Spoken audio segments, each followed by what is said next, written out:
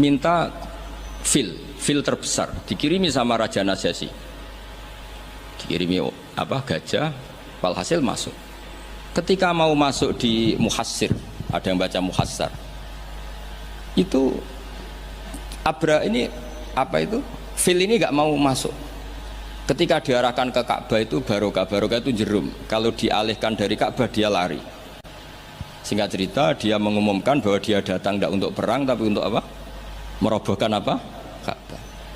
Tapi mulai dulu di mana-mana invasi itu pasti harus dapat uang, dapat jarahan. Nah yang dijarah itu diantaranya untanya Abdul Muttalib.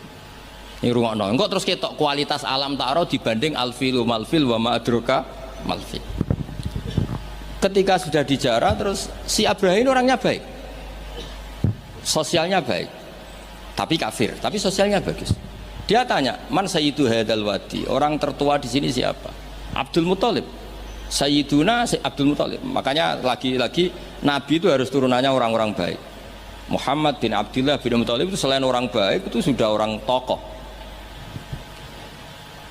Nah, ontanya Abdul Muttalib jumlahnya 100 itu diantara yang disita, yang dijadikan ghanimah oleh Abraha selain onta-onta yang lain. Setelah Abdul Muttalib datang di perkemahan siapa? Abraha. Itu wibawanya Abdul Muttalib itu menjadikan Abraha nggak berani karena Abdul Muttalib membawa Nur Muhammad Shallallahu Alaihi. Itu Abraha bilang gini, spontan ketika melihat wajahnya Abdul Muttalib, ganteng Abdul Muttalib dan wibawa. Anta sayyidu hadal wadi, na'am, anak Abdul Muttalib sayyidu hadal wadi. Saya ketua di sini, di lembah ini. Saya sebenarnya ingin kau duduk samping saya, tapi umat saya pasti tidak terima karena ini kursi kerajaan, yang boleh duduk hanya saya. Tapi saya nggak berani duduk di atas kamu. Saking wibanya Sayyid Abdul Muttalib. Akhirnya sama-sama duduk di bawah.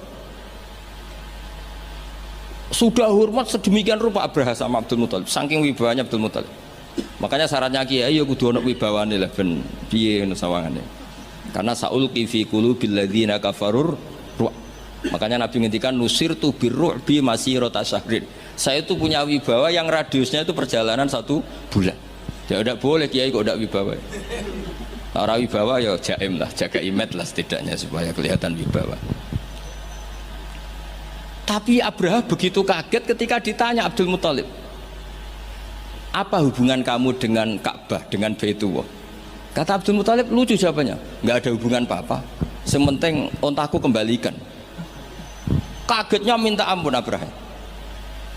Loh, kamu itu sayyidu hadal wadi, semua orang itu khawatir Ka'bah saya robohkan karena itu adalah dinuhum, itu agama mereka. Kamu yang ketuanya malah tidak peduli, tapi hanya peduli dengan onta. Mulai kecewa, saya kecewa hormat kamu. Ternyata kamu orang yang sangat materialistik. Tapi apa kata Abdul Muttalib? Loh karena li'ani robbuhum, saya ini yang punya robbun, maknanya saya ini yang punya unta itu, ini robbuhunna, saya yang punya unta-unta itu. Wali anna lihadal baiti robban hamahu, Baitullah itu ada yang punya, itu udah urusan saya. Dia punya robban hamahu, punya yang punya dan akan melindungi yang punya, itu tidak kewajiban saya, kewajibannya yang punya. Menjenengi Baitullah, orang Baitu Abdul Muttalib. Akhirnya Abraha, iki ngawur tapi kok pinter kira-kira gitu. Sudah, silahkan kalau mau rusak silahkan, kamu akan berurusan dengan yang punya. Wes, oke dari Abraha, macam aku pengen rusak Ka'bah, unta dibalekno, wes unta tak balekno, saya aku pengen rusak Ka'bah. Ya monggo, tapi kamu berurusan sama yang punya. Ya ini masih maulid karena ini mbahnya Rasulullah Shallallahu Alaihi Wasallam. Kesana. Tapi sebelum Abraha datang, niku Abdul Muttalib fa'atal baita, kemudian datang ke Baitullah wa akhudha bi halaqatil bab, dia megang apa, kalau di pintu dulu itu kan pegangannya itu kan bunder, makanya disebut halaqatil bab, maksudnya handle-nya itu kan bulat. Terus beliau berdoa, dongane lucu, ya Allah, di mana-mana orang itu ya menyelamatkan asetnya, ya engkau harus menyelamatkan asetmu dong. Ini santai aja. Oleh ngomong ketika ngono tok, terus ditinggal mire.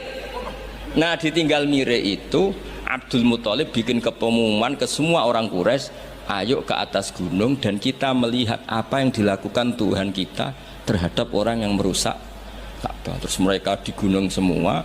Ketika Abraham mau naik, mau merusak, terus ada burung ababil. Makanya judulnya Alam Taro. Kayak apa kualitas Quran itu? Cerita sejarah dengan sederhana, tapi kualitas maknanya luar biasa. Alam Taro. Kenapa kok ada Alam Taro? Apakah kamu tidak melihat? Karena semua suku Quraisy itu naik gunung dan melihat apa yang maka dimulai dengan Alam Taro. Dan mereka melihat kaifa fa'ala rabbuka bi ashabil fil. Disaingi alfilu malfil wa ma adraka malfil lahu khurtumun tawil wa dhilhu qasir. Jadi sehingga Alam Taro ini kualitasnya luar biasa memang, karena mereka berkata, ayo kita lihat apa yang akan dilakukan Tuhan terhadap orang yang mau merusak Ka'bah. Makanya disebut Alam Taro kaifa fa'ala rabbuka bi ashabil. Jadi kualitas Quran itu luar biasa. Nah, sehingga terus kita ini harus tahu bahwa mukjizat Nabi tertinggi itu apa? Quran. Makanya Burdah itu kalau muji Quran itu luar biasa. Ayatul hakim minar rahmani muhdatsatun qadimatun sifatul musifil tapi terus sampai saat terus wa hakamatun fama yukina min subain saat terus. Di antara sifat yang diutarakan Burdah apa? Kalau berdebat itu tidak pernah kalah. Ya tadi Quran itu kalau berdebat itu tidak pernah kalah kayak tadi. Ketika Musa mensifati Tuhan dengan status Tuhan langit dan bumi, Fir'aun itu masih ngeles. Jadi ketika dikatakan yang nuhani nenek moyangmu, mafhumnya apa? Fir'aun tidak Tuhan karena punya nenek moyang. Kalau Fir'aun Tuhan berarti nenek moyangnya tanpa Tuhan. Ya, ini cerita-cerita tentang apa mukjizatnya Quran. Yang terakhir ini saya baca Maulid, enggak saya baca semua.